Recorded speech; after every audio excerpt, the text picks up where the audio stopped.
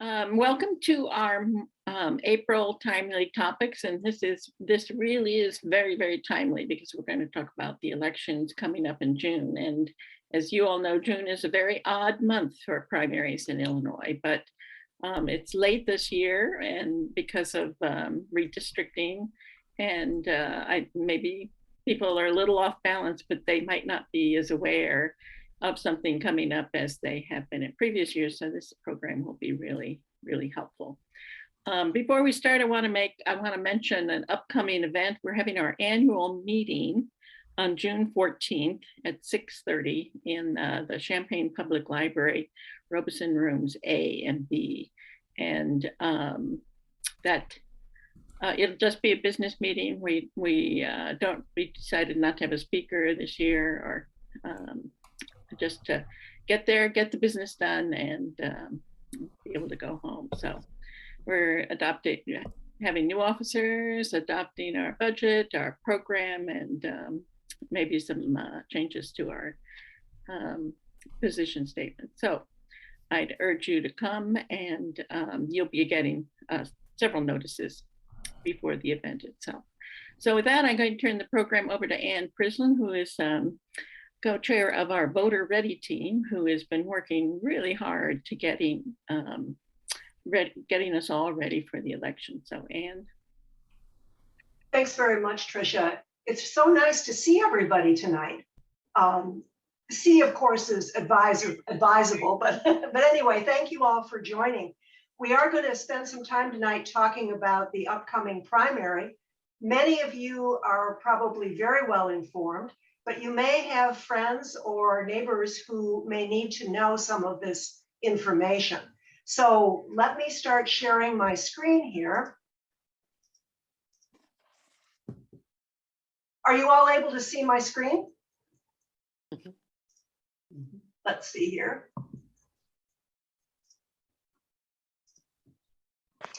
Okay, timely topics, getting ready, as Tricia said, for the unusually scheduled June 28th primary election. This is one of my favorite quotations because it's true.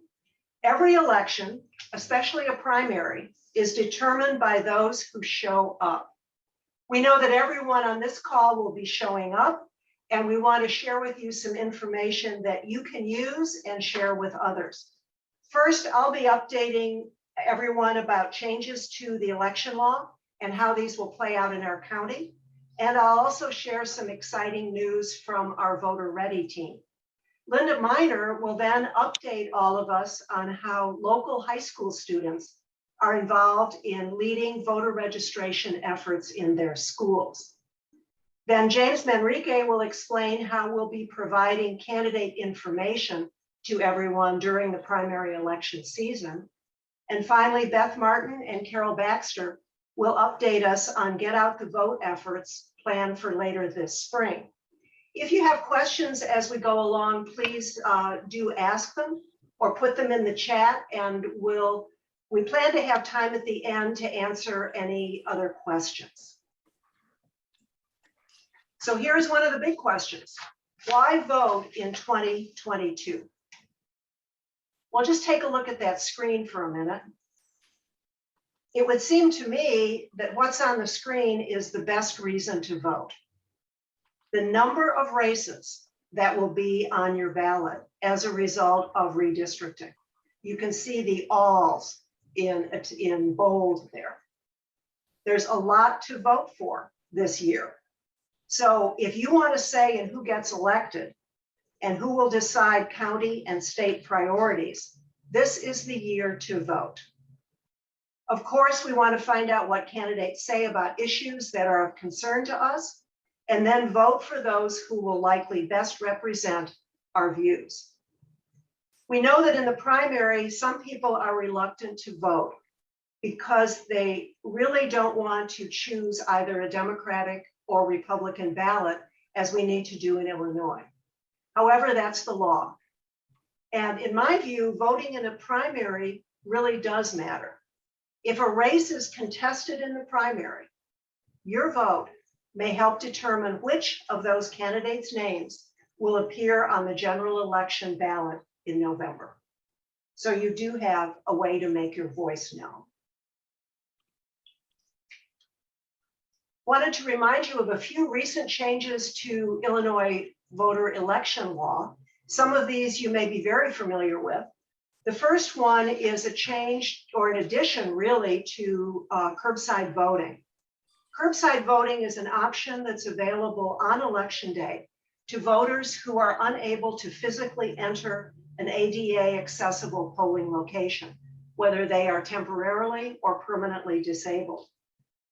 Documentation, as I understand it from our county clerk's website, is required to qualify. So if you know someone for whom this opportunity might be very important, please do encourage them to contact the county clerk's office to take advantage of this voting option. And as I'm sure you know, this year, the election day, November 8th, will be a state and school holiday. There are changes that encourage or that require more voting information to be available in high schools. And Lynda Miner will share that information for us in a few minutes. As I'm sure you know, those who are in jail awaiting trial but have not yet been convicted are able to vote.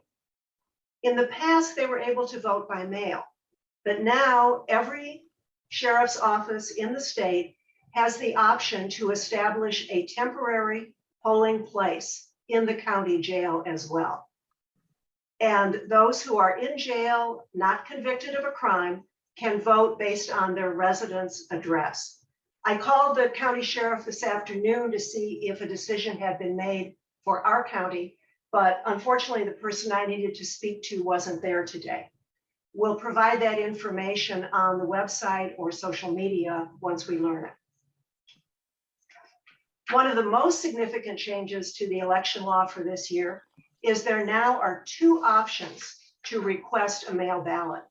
As you know, any registered voter who wants to vote by mail may do so in Illinois. But now on the left on this screen is the new option. You can ask to be added to the continuing vote by mail list only once.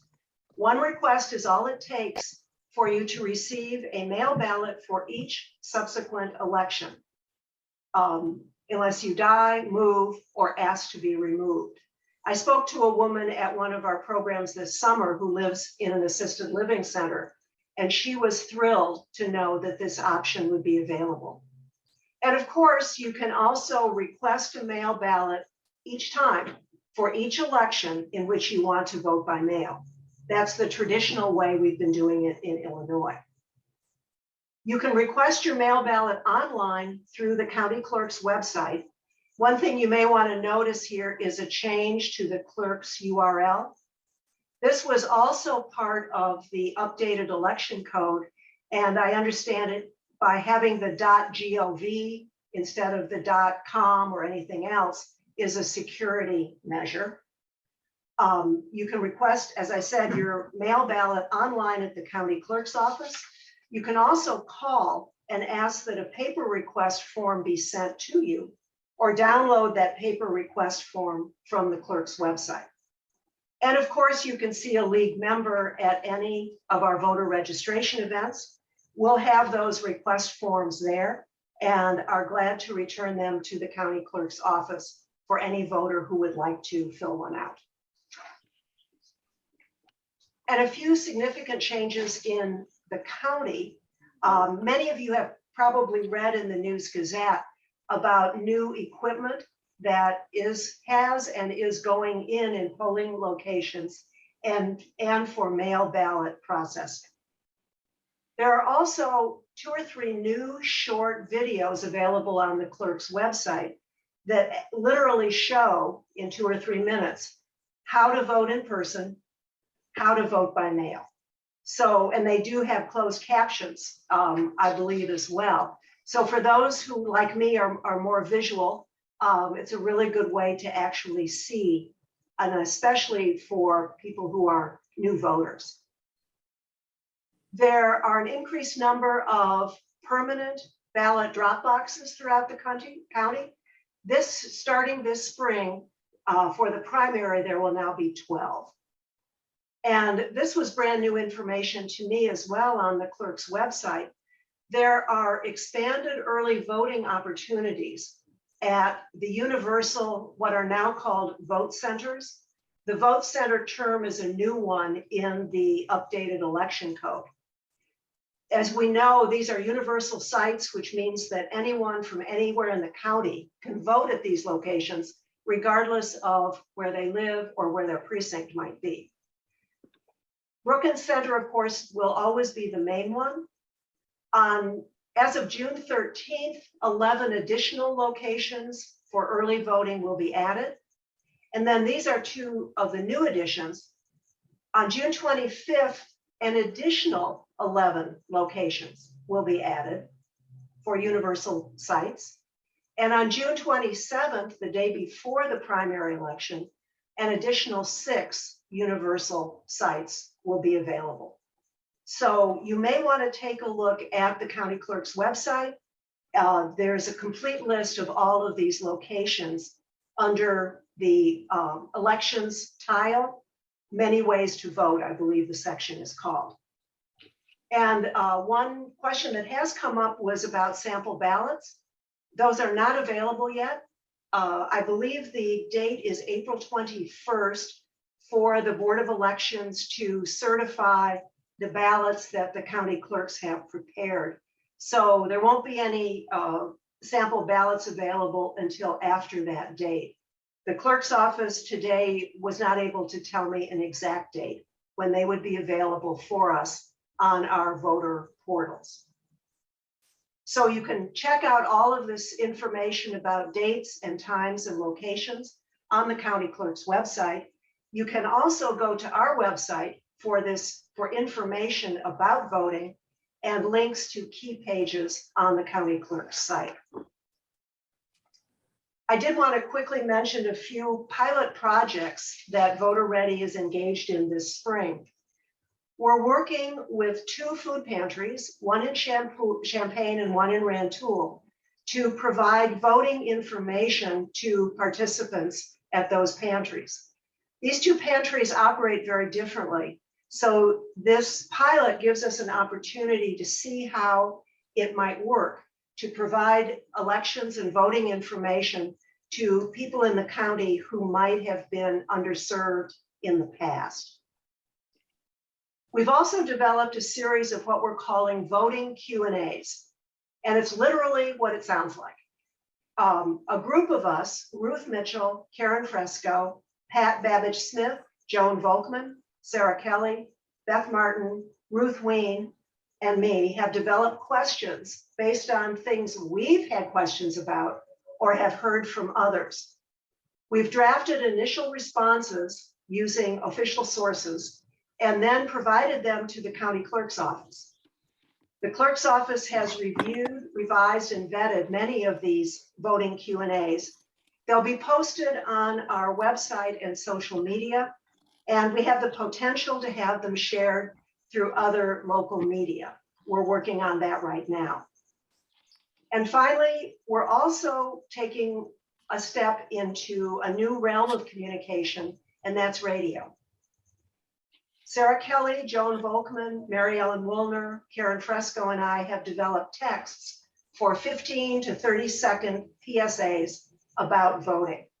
We're very grateful to local media person Elizabeth Hess for all her advice on this project. And we're currently in discussion with several local radio stations about having our PSAs appear. So stay tuned. Now, in some cases, you may have to stay up late at night, but still they'll be out there, we certainly hope. And finally, a couple of slides just to remind you of key websites. You're welcome to take photos of these if you'd like. Chances are you already know them by heart.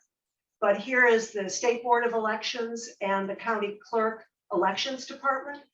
I've also included the phone number for the County Clerk's office for people who may not, or if you're going to share this with someone who may not have access through the internet. And finally, of course, is our website with complete registration, voting, and candidate information. And we'll also hear in a few minutes from James Manrique about the nonpartisan local candidate guide, and efforts to provide candidate information this spring. So that's my update of changes and new ideas. And now I'm going to stop sharing and turn the session over to Lynda Minor, who will share with us some more exciting information about what's going on with high school voter registration. Lynda, it's all yours.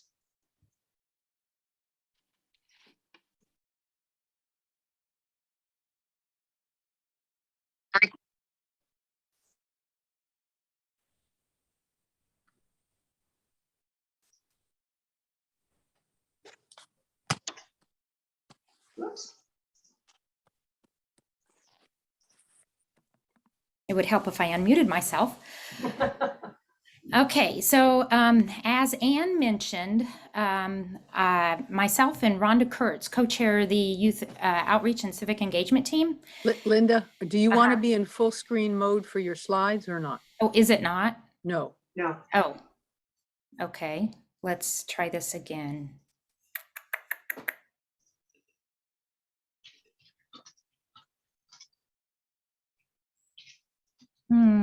That's it. Try the presenter.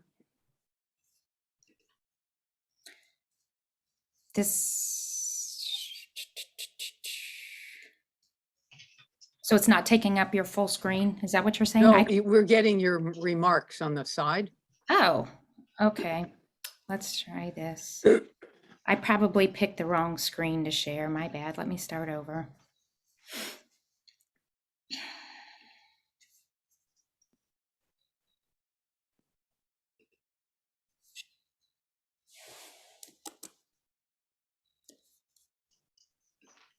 When we tested this, was it fine? Yeah, you were okay. You threw up the.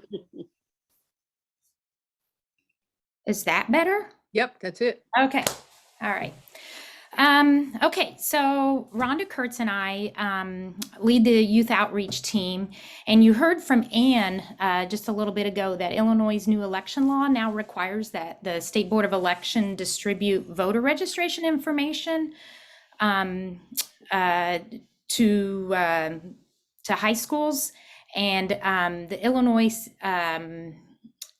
Board of Education is then supposed to then share that prepared document that the State Board of Elections with the school districts. And then the school districts then in turn are supposed to share that information with high school students. And part of that election law also includes you're supposed to allow nonpartisan organizations, such as the League of Women Voters, access to come into the schools. And that was just recently passed. So all of that information has not really been disseminated and received and put in action, we are finding, for this school year that we're in right now, this spring, for the spring election. So before all of that was passed, because that happened just at the beginning of the year, we started our ambassador program for the Champaign County League of Women Voters. Why an ambassador program, you might ask? Well, research in the last decade has shown that young voters are actually very interested in politics. As you can see in this slide, in the next couple of slides that actually come from Circle at Tufts University, if you're curious about that, the Center for Information and Research on Civic Learning and Engagement. We see here different ways that young people have engaged in politics. And you'll notice that the increases from 2016 to 2018, is anything surprising to you there?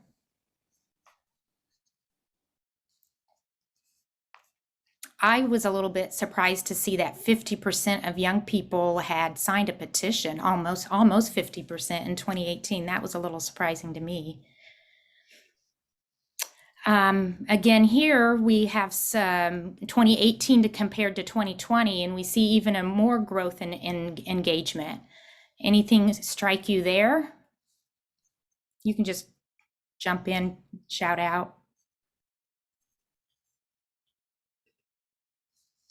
I don't think that maybe attending a demonstration march was in 2020 is probably all that big of a surprise to us. However, the donation to campaigns and volunteering for a campaign caught my eye. So despite trying to convince other young people to vote. Yes. So despite lower youth voter turnout at the polls compared to older generations, it's obviously not because this generation is apathetic to the cause.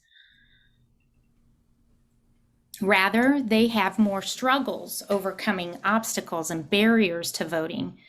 And because they are young, time and experience is not on their side, which is needed for something to become a habit, right? We've had lots of practice. And the voter registration process can be confusing. It's different in every state. And as we heard from Anne, she gave some examples of how election law is constantly changing. So the information that is out there is also isn't always delivered in ways that reach the young voter, the potential young voter. Research suggests that messaging to the young needs to be accessible and digestible. So accessible meaning delivered in a platform in which they communicate that they'll see it.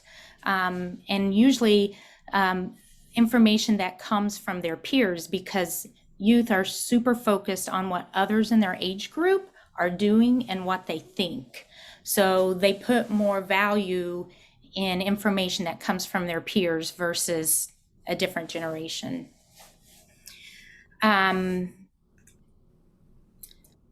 Also, it has to be digestible. And in that, it is simple and clear verbiage, meaning you don't want to overwhelm them with long and wordy, which is usually how election law is worded, right? So if we can come up with simple and clear messages, you'll be more effective. So our idea was to address all of this by creating a student ambassador program. League members would educate a team of students who then take that information back to their peers, which eventually in turn will increase voter turnout and hopefully along the way increase awareness and interest in the league among a new generation.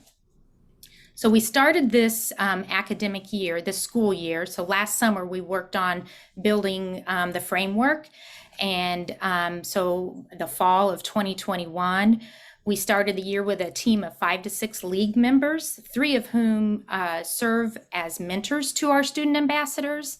That's Leslie Sherman, Paula Strong, and Rhonda Kurtz. And without our mentors, this program would not have gotten off the ground. We need that relationship building with the students. China Huff and Kenitha Faye also provided a diverse perspective, which has been very rich and invaluable. So we appreciate for their input on our team. And just so appreciative of this team's patience and the good work that they do. But due to certain uncertainty with COVID-19, as you can imagine, we struggled with how to meet. And so we opted to do a soft rollout for the ambassador program our first year because of COVID.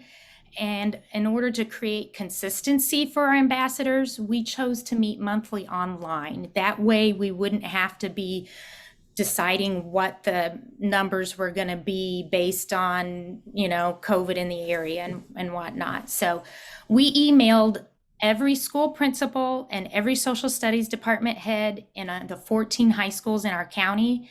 And as well as you may have remembered, we asked you too, our league members, to nominate eligible students and help us to publicize the program. Now, I'm not going to go into a lot of detail on this slide. I just want you to show you how to navigate our website, where to find the student ambassador information. So it's under Get Involved, Youth Outreach, Student Ambassadors, boom, right there. And I'll copy that into the chat here for you too. So We'll go to the next page. So once you land on that page, you'll learn all about the criteria and such, but you'll also see profiles of our current ambassadors that represent 4 different schools: Champaign Central, Tolono Unity, Urbana High, and University High schools. And lastly, at the bottom, you'll see that nominate a student button. That's the link you click on to nominate a student if you know a student.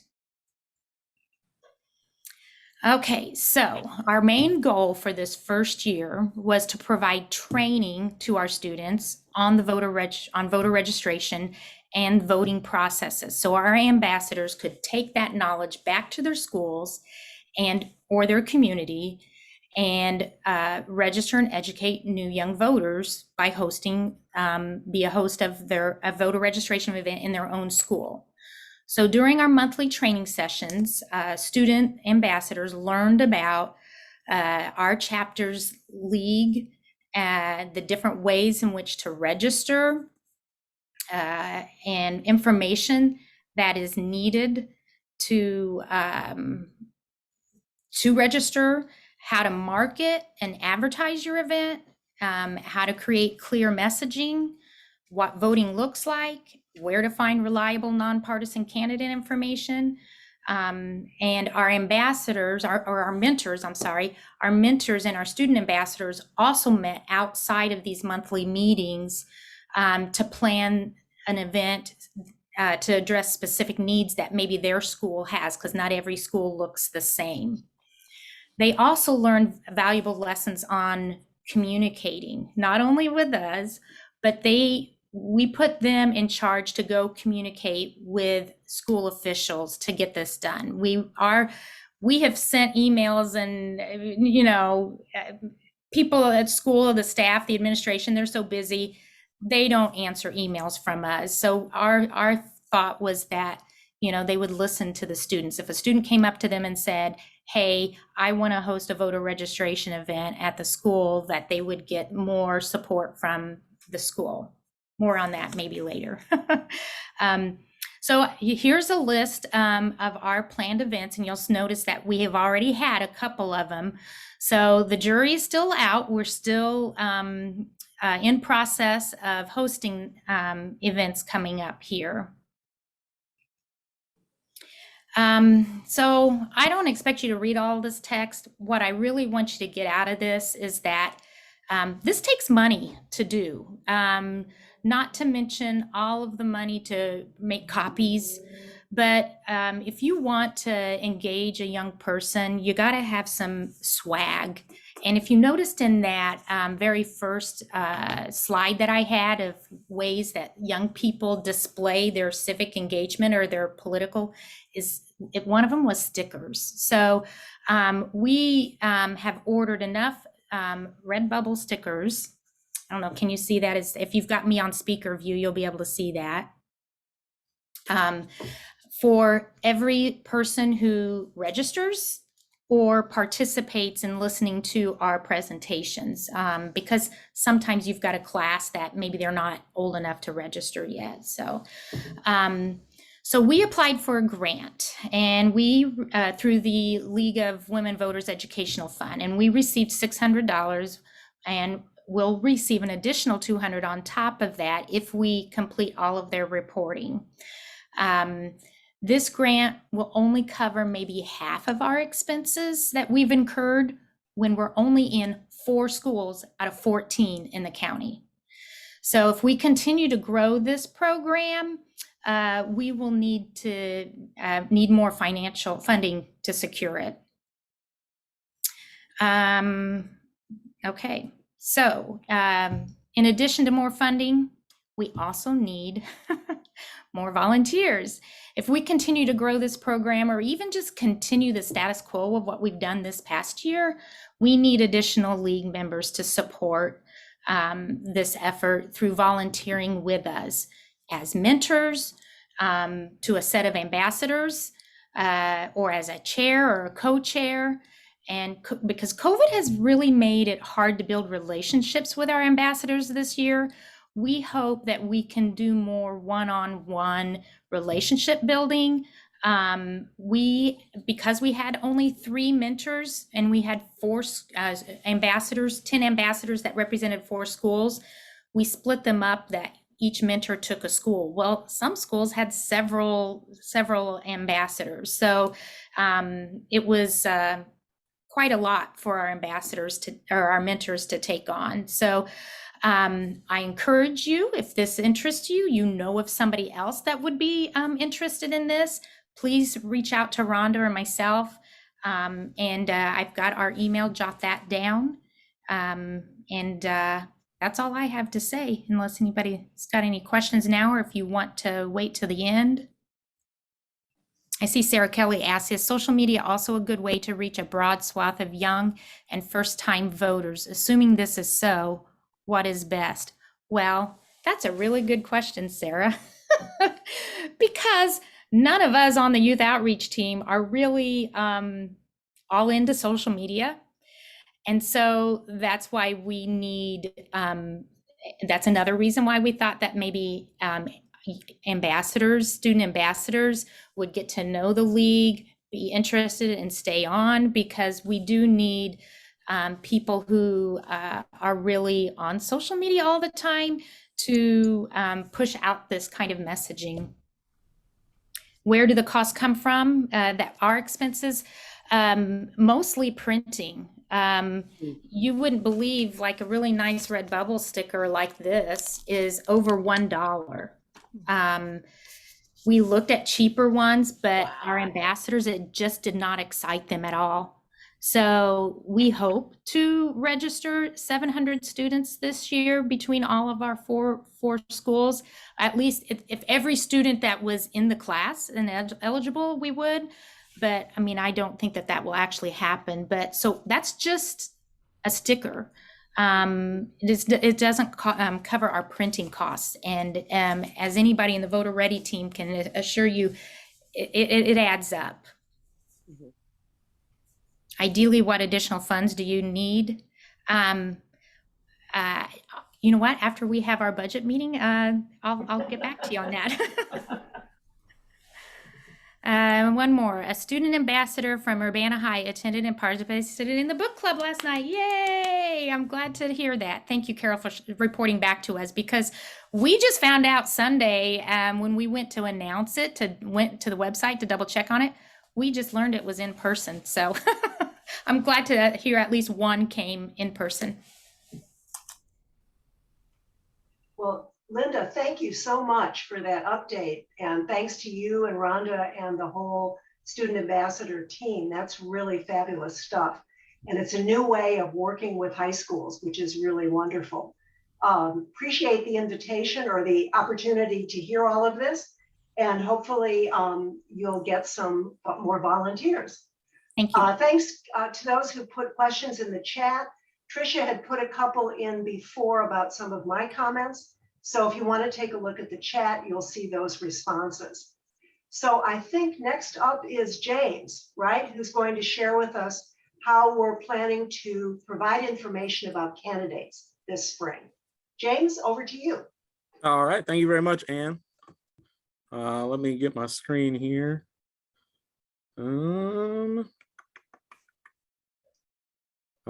Let's see. All right, everybody see that? Yes. All right. So I helped put together the candidate information guide that we use locally for Champaign County. We put it together with the website votechampaign.org. That's where you can access the guide. Votechampaign.org also has links to check your voter registration and your polling place. So it's a real nice one-stop shop with a lot of different voter education information. On the main page, if you scroll down, it has options to see the sample ballot.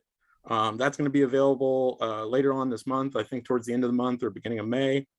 You can check your voter registration. And you can also vote, get the link to the vote by mail ballot, or also check your polling locations. And then further down, we also have links to like the League of Women Voters and other stuff throughout the community. But the big thing that we do is the candidate information guide. We put together a candidate guide each election that features all the contested candidates in Champaign County. And we also ask these candidates a series of questions. We send out questionnaires to all the candidates and we ask them the same set of 4 questions. Let's see, I think it's still loading here. We have the questionnaires got sent out earlier this month and they're due on the 22nd. Actually, they're due on the 16th, but we'll have them up on the 22nd. Let's see. I'm not sure if it's loading. Might be slow. Well, at the top, we usually have a random, oh, here it goes. We have a random race spotlight for a random contest in the election. We do this to try to elevate some of the lower ballot elections to give them just some more viewing because we order the candidates on this page based on ballot order. So like there's the governor of Illinois. Oh, and then as Ann mentioned earlier with the primary, you can only select a Republican ballot or a Democratic ballot. So you can only vote for candidates within one party. So on the guide, we separate out the candidates based on party. And then we randomize which ones we show first. So we try to make it as fair as possible, the order of the candidates. But so we start at the top of the ballot and then work the way down. So there's governor of Illinois, and then there's the Democrats for the governor of Illinois. And for this primary, there's actually, the ballot is a little lopsided. There's a lot more Republican candidates that are contested than Democrats, but we feature all the contested candidates here. So there's Secretary of State, Attorney General, Treasurer, Comptroller, Senator, and some of the more important races or the more local races that are on the primary ballot are the Congress ones. There's different congressional districts in Champaign County. There's District 13, which is a fully new district. They recently redid the maps for Illinois for the congressional districts. So 13 is actually like kind of a new seat in a way. So there's both Republicans and Democrats running for 13. And then there's also District 15, which is more of the rural districts in Champaign County. 15, I don't believe is contested for the Democrat side. So there's just Republicans contested for 15. That's more in the rural parts of our county. But then our county also has District 2. District 2 covers Rantoul. It also covers Danville, but Danville's not in our county, of course. But it covers Rantoul, and then District 2 actually kind of goes all the way up to Chicago. So the districts are kind of new, but each one of these is pretty important because obviously Congress makes a lot of the rules or Congress are the ones that make the laws federally. So, and then these representatives are our local representatives for Congress. So anything that we want to change on the federal level, we have to change through Congress. And these are the representatives that are going to be doing it. So in the primary, we select who's going to be on the general ballot. So this is really one of the biggest races is the different congressional districts. So yeah, and the guide, we feature all the information that we could find on the candidates. We have their home pages, we have their Twitter pages, their Facebook pages, email addresses, phone numbers. We collect this information from their candidate page or their Facebook page. We do just an extensive look for all the different candidates and we try to get all the information that we can. We also ask the candidates if we're missing any links, we have them fill those out. So whatever information that we have on the candidates, we let you know. Some candidates have a little bit more information than others. And then one of the only Champaign races is the county sheriff, but that is only contested on the Republican ballot. So if you're pulling a Democratic ballot, there will only be one candidate for that. And then if you're interested in the uncontested candidates, we also have a link for that at the very bottom of the guide. This link will take you to a page that has a little bit more just text about the primary ballot. And here there's links to the Champaign County races and the Illinois state races and the federal races. And these, if you're interested in who the uncontested candidates are, you can click these links to find more candidate info. But yeah, so for the guide, we featured just the contested candidates. Also, like I mentioned, we send them out candidate questionnaires, and those candidate questionnaires are going to be available starting April 22nd. We're going to upload them and make them public April 22nd, so they'll be available with plenty of time before voting begins, because voting begins in middle of May. Once the candidate questionnaires are on the website, then the website will look a little something like this. For the candidates, there'll be a link to the candidate Q&As on each of their profiles. This page is for the previous election, for the municipal election of 2021. But just with every election, we ask all the candidates a very similar candidate questionnaire. And so, for instance, to see the questionnaire, you just simply click on the candidate Q&A, and it will drop down their answers below them. And then you can see how they answered. We ask all the candidates pretty much the same set of 4 questions. What's the importance of the seat that you're running for to the residents of Champaign County? Why are you qualified for that seat? If elected, what is something that you would like to accomplish and how long will it take? And then finally, is there anything else that you would like to say to an undecided voter? We only ask 4 questions because we try to keep it short. We also ask the candidates to keep their answers to 200 questions or less, but we do print the answers just as we receive them from the candidates.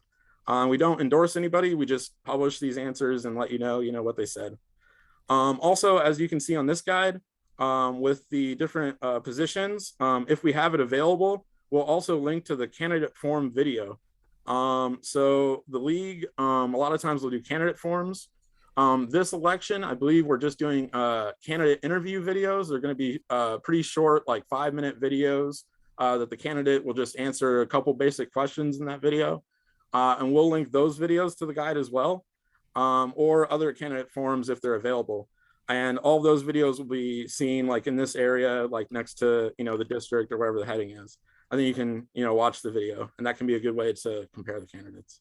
We also have a link to look up your districts because some of these districts, like the congressional districts, we have the same thing of, does this show up on my ballot? This will take you to the county clerk's website to look up your voter information. And then once you look up your voter information, then you can see your voting districts, and your voting districts will look a little something like this.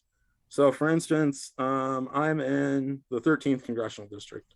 So that's how you kind of see your voting or what district you're in if you're not sure of which one you're in. And we kind of highlight that for each race that it has. I think that covers most of the guide. We also feature referendums. I think there's going to be one referendum for Muhammad, I believe, on the upcoming ballot. So as we get more information on that, we'll also put the information for the referendum in the guide as well. And let's see, is there anything else I'm forgetting? Yeah, I think that covers it. Like I said, we have links to verify your voter registration, vote by mail, vote early. So we try to make this a nice one-stop shop for just anything voter information related. The website's votechampaign.org, and we're also linking it on our league website. We've worked in partnership with the league for the past several years, and just on the common goal of getting people more educated on who's out there. And I think I'm about done, so I'll pass it back to Ann. James, thank you so much for reminding us of the tremendous wealth of information that's available in the candidate guide. I'm sure those of you who have used it before agree with me that it's a tremendous resource for the county. And if you haven't used it, I certainly hope that you will this primary season and share it with others. Couple of quick questions in the chat related to this. Sarah Kelly asked, there are now 3 congressional districts in Champaign County. Yes, indeed. District 2 is very far north in the county, as James mentioned, but it does dip down and catch just the northern part of our county. Do we share our Q&A with the League of Women Voters of Illinois voter guide? James, I believe we do. Can you clarify that? Yep, exactly. The league, the Illinois State League has illinoisvoterguide.net or .org, Illinois Voter Guide, and they also feature candidate information across the state, and we'll be uploading our candidate Q&As to that website. That way, anybody that does a search for candidate information on the internet whichever website they happen to land on, they should hopefully get the same info. And so yeah, we're going to replicate it there. And I was also going to mention for the 2nd congressional district, it covers all of the city of Rantoul. So pretty much anybody in Rantoul, that's their district. Right. These are big changes for people in our county. In the past, it was the 13th or the 15th, but now we've got the 2nd congressional district as well. James, thank you so much for reminding us about the candidate guide. And I think we all encourage all of us to use it very often and to share it with everyone we know for effective, nonpartisan information, especially at the county and state level. So thanks, James. And now for our last segment, we want to talk about getting out the vote. So Beth Martin and Carol Baxter are the co-chairs of that effort. So Beth and Carol, I'll turn it over to you to give us a preview of getting out the vote this spring. Thanks, Anne. Carol's going to do most of our presentation. I'm hoping she can get online. If not, let me get our email so I can talk. But basically, because of the violence in a lot of the neighborhoods, or the perceived violence, we've lost a lot of our community partners who would normally be helping us distribute literature in the neighborhoods. So our efforts this year will primarily be online with social media and other avenues, and also we are partnering with Bend the Arc for literature distribution to businesses and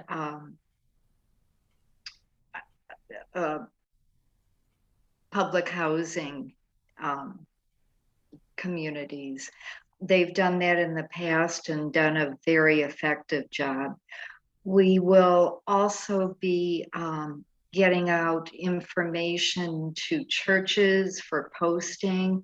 We had talked about distributing to food pantries. There are quite a number in our communities, but I'm understanding we should probably work very closely on that with Anne and company, so we don't mess up what you're planning to do and with your testing in that area. We are also working with Kanita to have a Facebook event with some of our partners who have been more reluctant to go into the neighborhoods to discuss getting out the vote and the importance of it.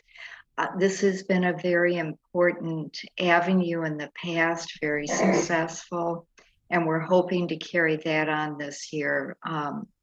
There is some interest with partners like NAACP and Alpha Kappa Alpha and so on for doing this. They'll help us spread the word and help drive up attendance to that event. I'm having trouble pulling up our notes. I'm so sorry.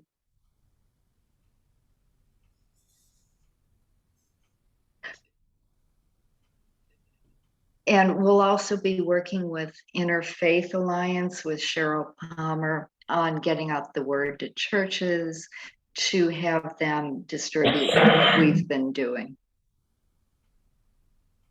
That's our efforts so far.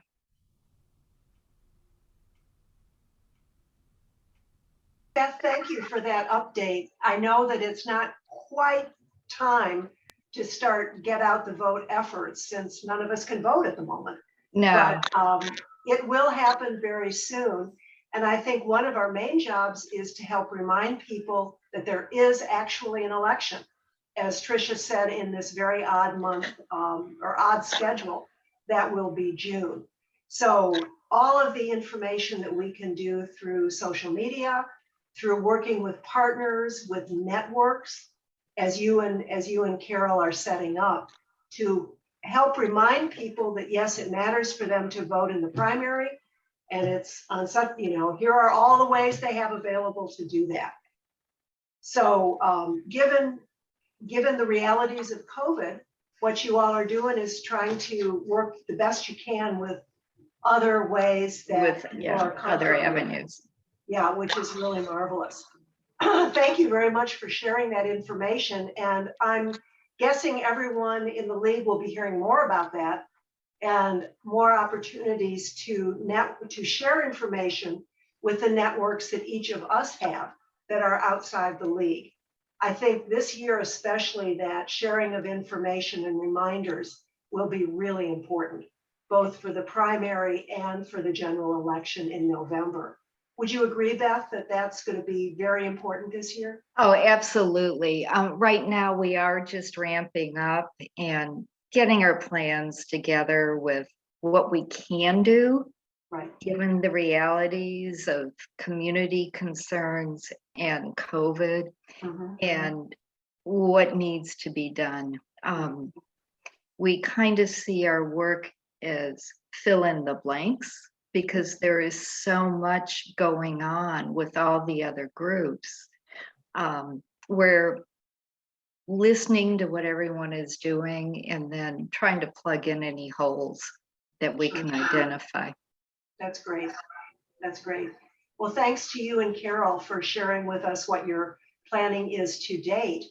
As of right now, we did have a few questions in the chat. If you want to take a look at those, I think we've answered them all. To go back to the beginning, yes, when you request a mail ballot, part of your request form for the primary says, do you want a Democratic or a Republican ballot? And yes, all of the locations, to my knowledge, that were universal voting centers during early voting will be universal on election day as well. That's the way it's been done in the past. Election judge training has not been announced or started yet, so we may be getting more information during the time that those of us who are going through that training may receive, and we'll certainly share that with everyone in the league as we learn it. And we talked about reaching the young people. Lynda, thanks for those slides that really emphasize that the younger voters, particularly the 18 to 25-year-olds, are very politically engaged. And one of the best things we can do is help reduce the barriers that they may feel to registration and to voting by providing information that is accessible and, as you said, digestible. So I think those were all of the questions in the chat. Those of us who presented tonight are glad to take any other questions that any of you might have at this time. If there's anything else you want to ask about.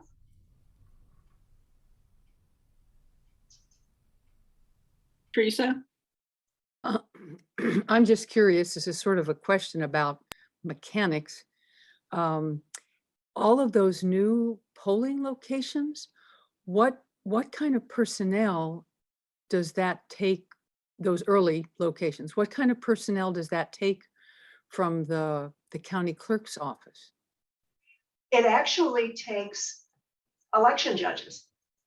I've worked at a universal polling location for the last 2 elections, and election judges, just like any other polling location, there are special printers that allow you to print the ballots from anywhere in the county, not just from a particular precinct. So that goes under the rubric of equipment. And the tabulators are a different type of tabulator that can receive ballots from anywhere in the county. So it's the same requirements of the number of election judges. They work very well, at least the ones I've worked in. And if anyone else has been an election judge in one of those locations and would like to add in, the personnel from the county clerk's office, Teresa, we have a special connection with the county clerk's office to ask questions and get immediate answers. So we do that, but that's the way we have been doing it anyway. I got a That whole register. process hasn't really changed. I How got a do form you- in the mail asking me to register, and I think I'm already registered. You don't have to re-register. No, absolutely not. You got something in the mail, Elizabeth, to register to vote? Yeah, and I wasn't sure from whom, but maybe Well, somebody was encouraging probably me. not from the county clerk's office. Okay, Other organizations, particularly political parties, other community organizations often send out okay, mailer information. As long as you're registered, and you can go to the county clerk's website to your My Voter information and confirm that you're registered where you currently live. hmm And if that's the case, you're good to go. Thank you. Sure. Let's see. Information about how we're partnering with the News Gazette. We're still working out arrangements for that. And Tricia, I'm not sure, to what degree are we able to speak to that tonight? Well, it looks like we'll be able to put some of the Q&A that the News Gazette will be publishing, some of the Q&As in their newspaper and then online edition too. So that would be some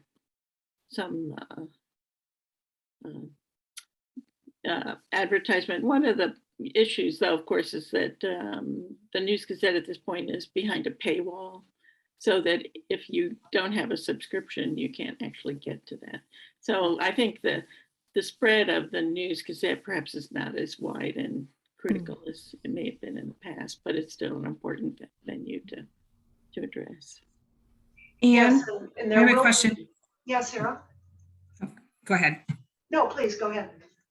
I thought I heard though that there were going to be some live forums.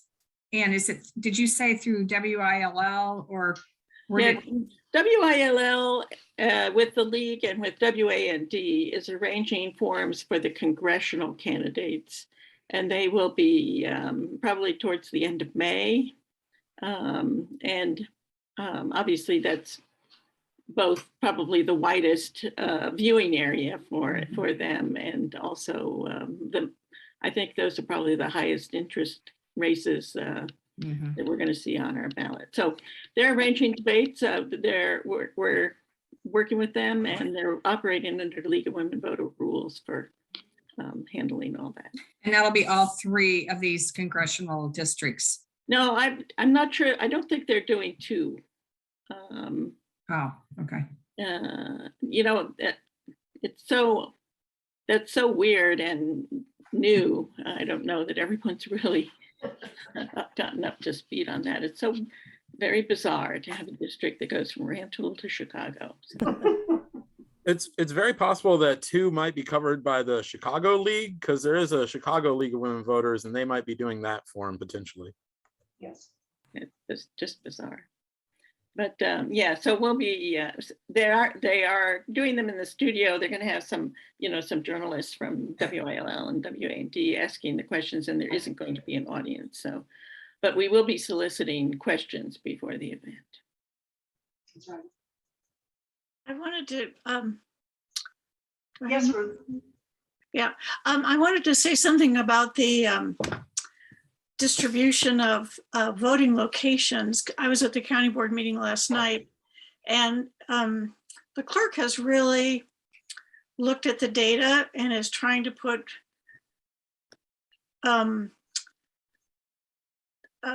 balloting, allowing people to vote where the interest seems to be from the data that he has. And that may result in the closing of some very small rural precinct same-day voter sites. And that may become somewhat of a political hot potato. So you may watch the News Gazette and see if there's any coverage about that, because he's really wanting to, he really can't afford, he says, to have every small precinct manned on election day. The costs are, he's more interested in putting universal voting centers and emphasizing early voting and mail-in voting. So we'll see what happens. Right. There's legislation which the clerk is pursuing, which would be required before he could shut down voting places in precincts. But he is definitely looking at that from the, I think he said it costs what, $11,000 to just operate one precinct. So Yeah. because with the rental of the voting machines and tabulating machines and printers and everything else like that. So would that be, would you have to go to the state for that? Or the is it- legislation is not passed yet. So, Okay, so unless it's in the veto session and instantly applicable, I don't know. didn't sound like it. Applied Trish? there, yeah. What is the legislation that he's pursuing? It would Specifically. basically allow, under certain circumstances, a clerk to have universal voting centers instead of some precincts. And it would be sort of a numerical test. You have to have a certain percentage of people who are in the last election who had mail-in ballots and universal voting and stuff, and early voting, things like that. Whether the league hasn't taken a position on this yet. I mean, there's obviously some concerns with closing any polling precinct on election day, but I think he's looking at the numbers. As more and more people do early voting and mail-in voting, less and less people are at the precinct on election day, the cost per ballot become pretty substantial. But the legislation would have quantifying factors. Yeah, but we don't know what they are yet. So Yeah. So we haven't been able to evaluate it because we haven't actually seen this legislation. That's Thank you. helpful. Thanks. Ruth, thank you for bringing up the information from the county board meeting. Hopefully that receives coverage in the media so that we can all be informed on these conversations as they go forward. So thank you for providing that. Welcome. Anything else that anyone would like to ask about? And I think we're a few minutes over our time, Tricia. So, but if certainly don't want to not respond to questions. I'm curious. So suppose you request a permanent vote by mail ballot. And the first time you say you want the Democratic ballot, would they then automatically send you the Democratic ballot every time after that? That is a superb question, and I have never seen an answer to that one. Mm-hmm. Since this is a brand new option for voters, mm-hmm. I don't believe it's specified in the election code. It's one of those administrative kinds of things mm-hmm. that gets worked out. I don't know the answer, but I think that's a great question that we should forward to the county clerk. Yeah, because there are a lot of people that switch ballots depending on what races they're interested in. Absolutely. Yeah. And any of these questions that we're talking about the county, most of them are statewide. The ability to have those two different options for voting by mail is throughout the state. It's not just Champaign County, as are most of the issues that we've been talking about. Well, and I was curious, Anne, do they, if you request like the permanent ballot, do they do some cross-referencing, or will they with like when people have passed away, with all of the hullabaloo about the fraudulent elections? I wondered about that.